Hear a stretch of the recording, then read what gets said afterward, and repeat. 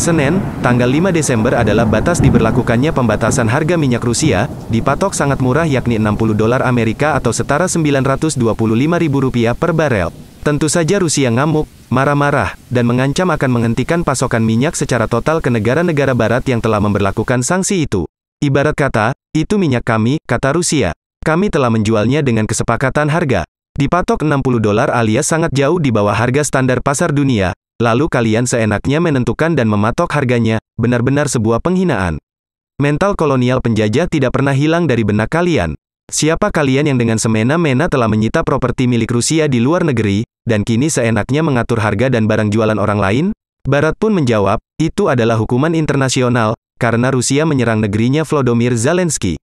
Karena semua aturan dagang internasional adalah kami yang mengaturnya, tidak mengikuti aturan kami, kamu tidak bisa berdagang. Lalu dengan marah perwakilan tetap Rusia untuk organisasi internasional di Wina, Mikhail Ulinov, mengecam kesepakatan yang dibuat oleh pendukung Barat Ukraina, dan ia memperingatkan bahwa mereka akan menyesali keputusan tersebut. Mulai tahun ini, Eropa akan hidup tanpa minyak Rusia, kata Ulyanov. Moskow telah menjelaskan bahwa mereka tidak akan memasok minyak ke negara-negara yang mendukung pembatasan harga anti pasar. Dan, tunggu saja, kalian orang Uni Eropa pasti akan segera menuduh Rusia menggunakan minyak sebagai senjata, sambungnya seperti dilansir dari New York Post, Minggu, tanggal 4 Desember tahun 2022. Sementara itu Presiden Ukraina Volodymyr Zelensky menyerukan dan terus mengompor Barat dengan mendesak Barat menentukan batas harga yang lebih rendah, misalnya $40 atau $20 saja per barel untuk minyak Rusia, dengan mengatakan bahwa kebijakan yang diadopsi oleh Uni Eropa dan kelompok ekonomi terkemuka G7 tidak cukup keras. Barat menetapkan harga minyak Rusia juga akan berdampak baik dan membantu negara-negara lemah melakukan pembelian. Dengan penurunan minyak itu manfaatnya akan membuat negara-negara berkembang dan miskin longgar dari cekikan harga minyak yang terus meroket selama invasi Rusia.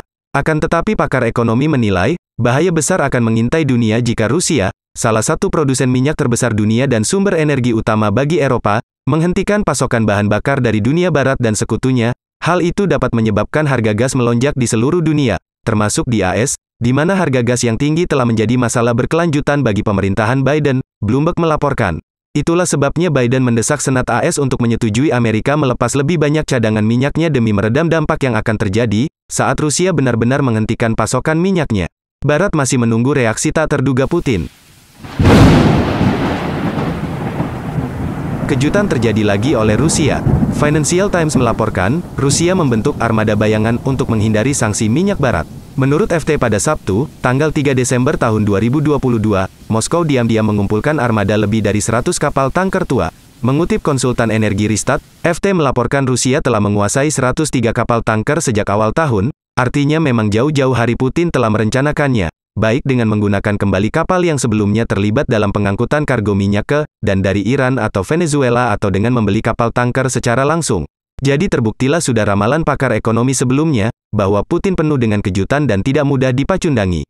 Meskipun ia melawan hampir seluruh negara-negara Barat yang kuat dan kaya raya, Barat melalui negara-negara superkaya G7 telah sepakat memotong harga minyak Rusia, dan perusahaan-perusahaan Barat akan dilarang mengasuransikan atau membiayai kapal yang membawa minyak mentah Rusia kecuali jika minyak tersebut dijual di bawah $60 Amerika Serikat per barel di bawah aturan baru.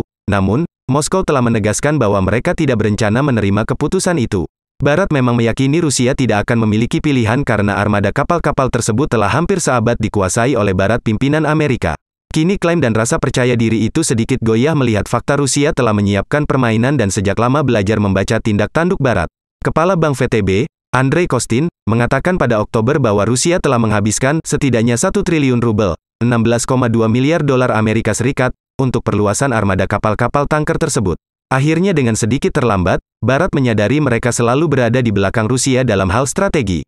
Analis Barat menafsirkan, ini berarti bahwa Moskow berinvestasi dalam kapal pengangkut minyak mentah yang sangat besar, VLCC, yang masing-masing dapat menampung sebanyak 2 juta barel minyak mentah, kapal tanker Suezmax, yang masing-masing membawa sebanyak 1 juta barel, dan kapal tanker Aframax, yang menampung masing-masing sebanyak 700.000 barel. Menurut Financial Times Barat, pengamat internasional berkomentar Rusia kemungkinan akan menggunakan armada bayangan kapal tanker minyak tua untuk menjual volume energi yang terus meningkat ke negara-negara seperti India, China, dan Turki yang tidak tunduk pada sanksi UE atau AS dan pembatasan perdagangan lainnya.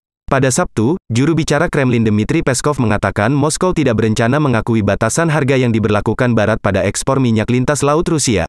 Dia menambahkan, pemerintah saat ini sedang melakukan peninjauan situasi. Bahkan juru bicara luar negeri Rusia berkata dengan nada dingin, Barat akan menyesali keputusan mereka. Dan Putin mengatakan Eropa akan seperti ekor serigala yang membeku dan mati kedinginan. Sangat menarik, bagaimana Rusia bertahan menghadapi sanksi-sanksi yang sebenarnya tidak pernah diterapkan terhadap negara manapun di dunia. Dan, di masa depan, analis dapat merasakan, jika perang berakhir dengan kemenangan pihak Barat, dunia tentu masih akan terasa sama, walaupun keniscayaan akan perubahan tetap saja terjadi akibat Barat akan lebih leluasa memaksakan kehendaknya seperti di masa lalu. Sedangkan Rusia pastinya berakhir pacundang. Namun, jika Rusia yang memenangkannya melalui pertaruhan besar perang ekonomi, barangkali Rusia akan menjadi satu-satunya negara yang telah berhasil melawan dominasi dan hegemoni kekuatan seluruh dunia Barat pimpinan Amerika, hanya seorang diri, plus melawan negara-negara superkaya G7 di abad modern. Setelah itu, Barat tidak akan lagi seleluasa dulu, dan sejarah akan ditulis ulang, arahnya akan benar-benar berbelok ke dunia timur. Dunia masih menduga-duga, dan tertuju pada sang Vladimir Putin, langkah dan permainan apalagi yang akan dibuatnya setelah Rusia berhasil lolos dari mekanisme Barat dari pemaksaan pemotongan harga minyaknya?